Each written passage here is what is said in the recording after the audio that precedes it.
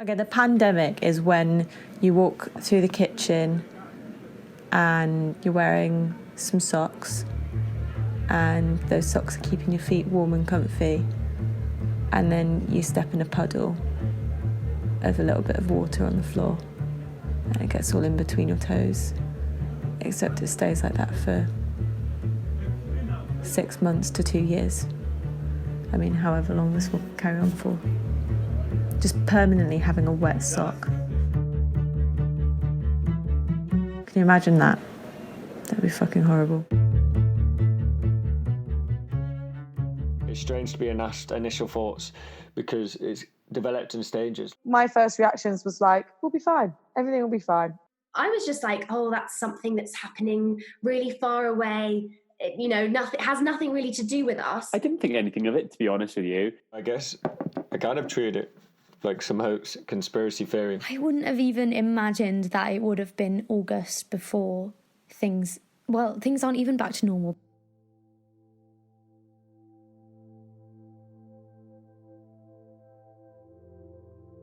And I remember being rather scared. And I didn't know how I was going to cope because I live alone, and I immediately went into self-preservation mode.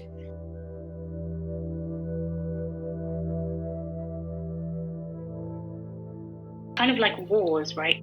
When we learn in school about world wars, there's still wars raging constantly. But when they don't touch you, when they're not near you, you don't really think about them. I really felt like I was going through 2 pandemics. When COVID hit New Zealand, it was a year after the Christchurch mosque attacks. When George Floyd was killed, when Ahmaud Arbery was killed, Breonna Taylor, the list goes on and on. I felt those.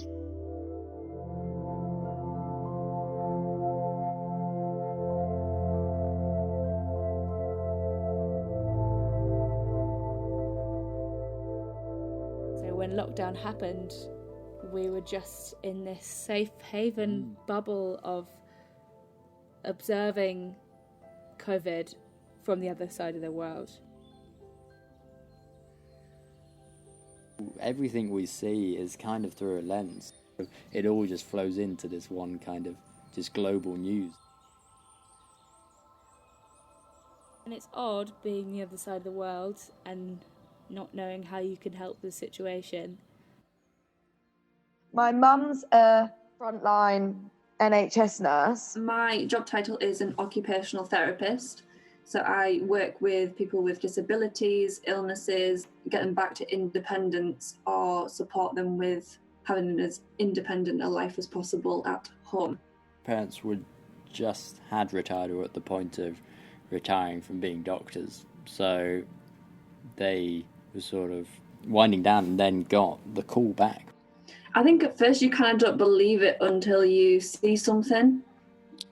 Because you think it's in another country, it's going to be fine, it's not going to affect us. The hardest thing is that my mum felt so misunderstood by everyone else in the family. Like, she would come home and she would say to me, like, I just don't think anyone understands how hard it is to be working in an environment like hospitals at the moment and how hard it is. Our hospital became a COVID hospital. About 3 or 4 wards got opened up. We got staff redeployed. All the patients we had on the wards were COVID positive and receiving treatment. Some hospitals had been issued with PPE, but her walk-in centre hadn't been issued with PPE yet. In our situation, we are isolated from our families. We didn't see our families for 4 months anyway. Now it's gone back to that. It's gone back to seeing a lot of death and having to deal with that every day. I think that's the hardest thing for her on her mental health, and that's probably why her mental health declines in A&E as well. And I think it's easy for nurses to get like that and for them that to impact their mental health. My mother obviously is quite ill. My dad's partner actually has a kind of immune deficiency disease. It was a lot of stress and a lot of running around to make sure other people were okay. I'd quite like to see her to celebrate the end of her treatment.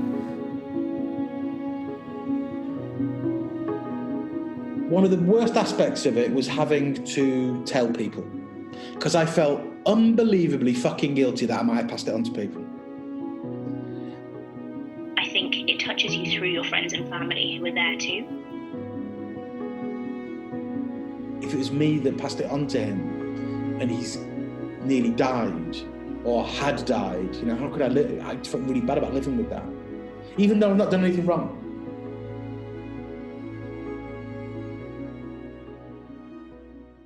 So I'm going to explain my experience with COVID-19 in terms of a roller coaster ride. We're on a straight and narrow track, heading towards what we think is a goal. I would have had my final undergraduate exams. At the time I was doing my dissertation, I had 2 essays due in before the end of the semester, and I was also preparing for my final recital. Slowly rising, and then boom, you go right down.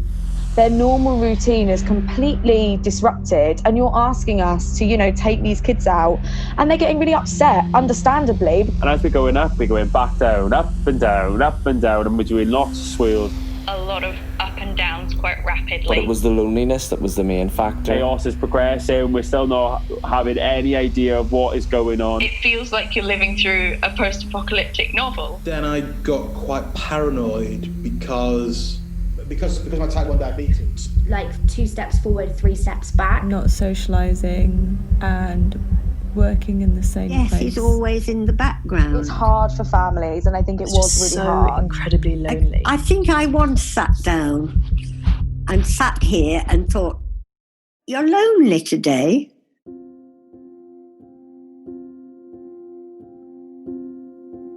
Being in lockdown will affect our mental health in ways that we probably won't even realise. I started to go through a bit of a dark place. A doctor diagnosed it as clinical depression.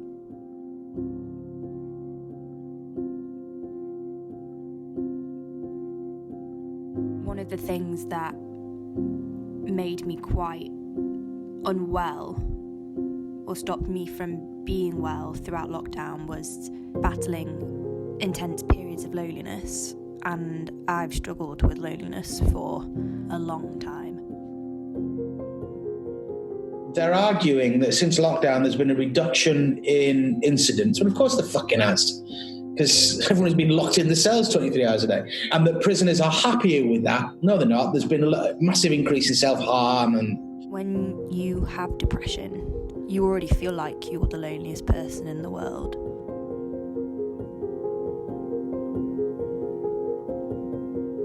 Part of my recovery is to establish a safe space and a comfortable place where I can make myself well again.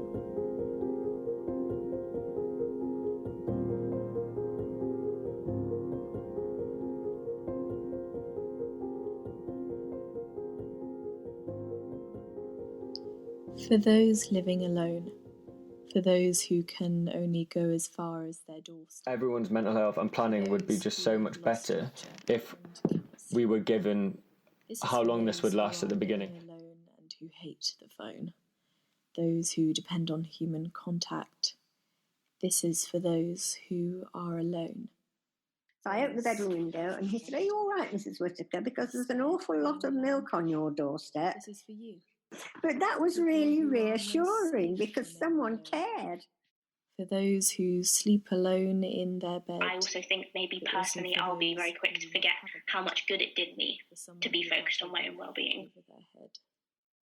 Well, it will go back to normal. One day. Will it? Will it? A new normal. A new normal. Well... Normal's always changing. Normal's always changing, you're right. There's never the same normal. I actually think that the kind of downs that I've had have not been any more severe or frequent. I'm doing okay at trying to get out of a bad patch. Seeking help is definitely something I'm very proud of, and it's definitely made me much more well during lockdown.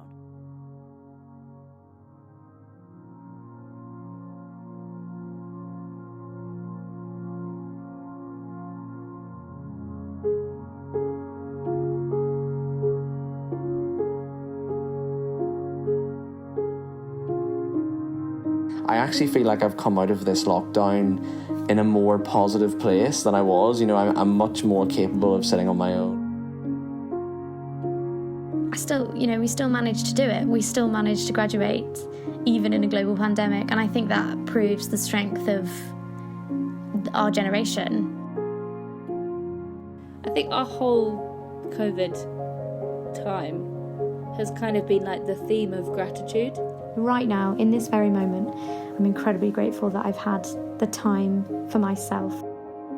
It's going to be messy for a few years, but what will potentially come out of it, I think, will be down to testimony of your generation rather than mine. Everything feels like it's got this tinge of normality to it now.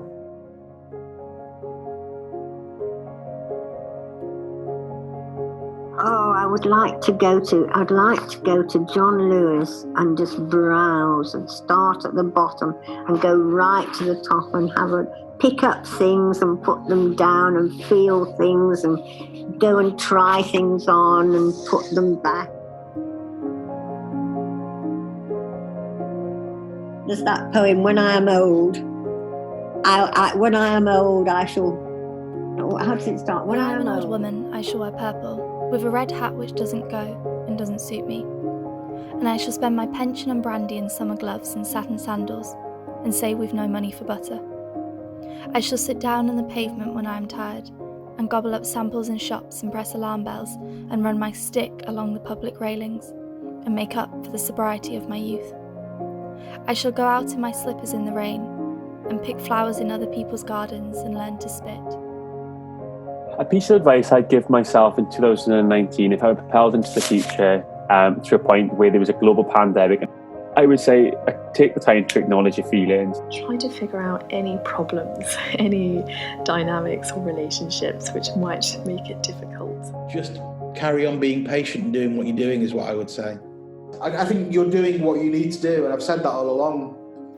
Appreciate friends and leads more. I'm hoping that I don't have any more bad days. I'm hoping the rest of this week is just good mental health days. Keep messaging your friends. They know that you're there, and for some of them, they know that you're a bit shit on the phone. But a short text or a short call goes a long way for them. I think I'd like to see people getting used to being around people again. You know, I would say to myself in 2019, do take the time to relax, to enjoy yourself, to make sure that you're connecting with friends, slow down. To just take each day as it comes. And it's going to be all right. Don't worry, don't panic. It'll work out all right in the end. When all of this is over, I will drink until my ears burst, washing away months of sleep. As soon as I feel better, I will abandon white wine for good. 2 weeks isolation isn't that long, and use that time as growth and thoughtfulness, and then go out and do something. You are like me, scared when all of this is over, all of this mess. A part of us will be different, but not because we had a chance to grow or make it so. We will be different because we will be older. Being older shouldn't frighten us, but I know it will. Although it's been a bad time for everybody, people have thought about me. The advice I'd give her is just I'm here for you, I will be here for you. So, when all of this is finally over, I'll tell you that I love you in the largest of ways. I'll hold your hand as we finally talk about everything together.